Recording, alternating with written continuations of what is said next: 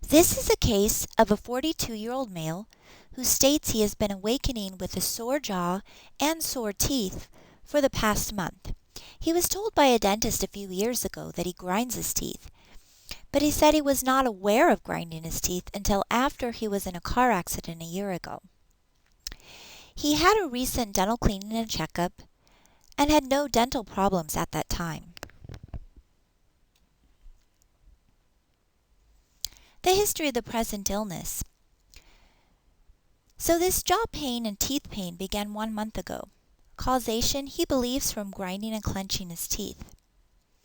The location of the pain is bilateral teeth and jaw. It's an achy, sore type of pain. He feels that it's more of a continuous type of pain and it happens all day long. The severity of the pain is mild to moderate, and it's unknown what makes it better. He really can't find anything that takes this pain away. And what makes it worse, however, is clenching. He does not have a headache history. His sleep history is normal. His past medical history includes asthma, allergies, ADHD, anxiety, PTSD, bulging disc in his back. He has seasonal allergies. He currently is taking Vyvanse, Flonase, albuterol as needed for his asthma, Claritin, and alprazolam, Aleve, and vitamin D. He's had nasal surgery in the past. His family history is positive for diabetes, heart disease, and cancer. For the social history, he says he's been stressed since he was rear-ended in a car accident 1 year ago. He is involved in a stressful lawsuit, and his stress level has been worse in the past month. He's currently seeing a psychiatrist for his ADHD and PTSD from the car accident. He states he grinds his teeth at night, and he catches himself clenching during the daytime as well. For the extraoral exam, palpation of craniofacial muscle showed right-left masseter mild pain, right anterior temporalis had mild pain as well, left anterior temporalis had moderate pain, and the right-left temporalis tendon also had moderate pain. When palpation of the temporomandibular joint, there was mild pain to the right lateral condyle.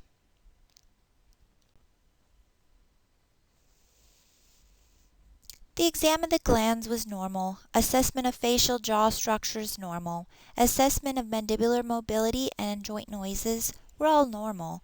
His max pain-free open was 43 millimeters. His max lateral was 10 plus millimeters, and there were no joint noises detected with the stethoscope. In the intraoral exam, the inspection of oral tissues were normal. Posterior contact with mylar was also normal. There were no contact between teeth number 7 through 10.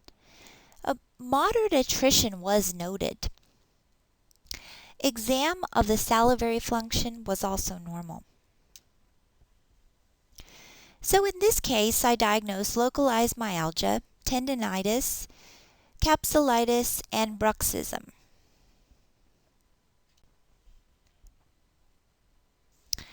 So the treatment plan in this case would be myofascial protocol, avoidance therapy. In this case, in position, teaching the patient to say N when he is catching himself clenching during the day to try to break that habit is very important since he is aware of this daytime clenching. I also taught him N stretch and handout was given. Patient is aware of the possible progression of the TMD symptoms. I recommended a head wrap with heat pack to help with the sore muscles. I recommended a night guard in this case, and the patient agreed and impressions were taken. Patient is to return in 1 week to deliver the night guard and reevaluate his symptoms. Visit number 2. So the patient returns for the night guard delivery and he still has pain in his teeth and his jaw. He's doing the stretches and heat, which has helped a little bit. He has no significant changes in the muscles of mastication or TMJs with palpation, and the assessment was pretty much the same. The plan would be to continue the avoidance protocol, stretches and heat therapy, and today we deliver the night guard and to follow up 1 week to evaluate the night guard.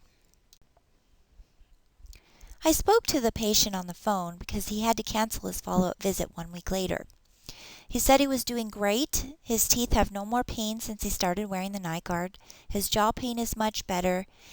He had stated that he's really busy with his work schedule and he will call in the next couple of weeks to have a follow-up visit and evaluate the night guard. But the patient was overall very happy with the night guard and felt that it helped him tremendously in this case.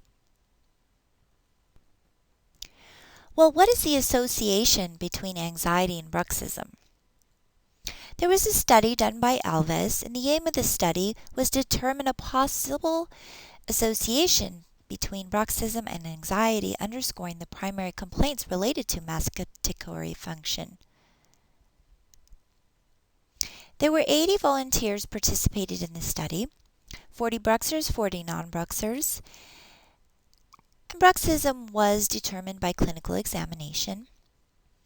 They used the Trait State Anxiety Inventory to assess the anxiety levels and a questionnaire with structured questions related to daily activities focusing on masticatory function for the bruxism group was applied to evaluate psychosocial aspects. And the state anxiety is anxiety about an event, where trait anxiety is anxiety level as a personal characteristic. So the results of the study showed a significant difference in state anxiety for the bruxer group. The main complaints of bruxers during the mastication were facial pain and headaches while chewing, as well as the presence of clicking sounds in the jaw joint. Findings demonstrate an association between emotional factors such as anxiety and bruxism, resulting in compromised masticatory function.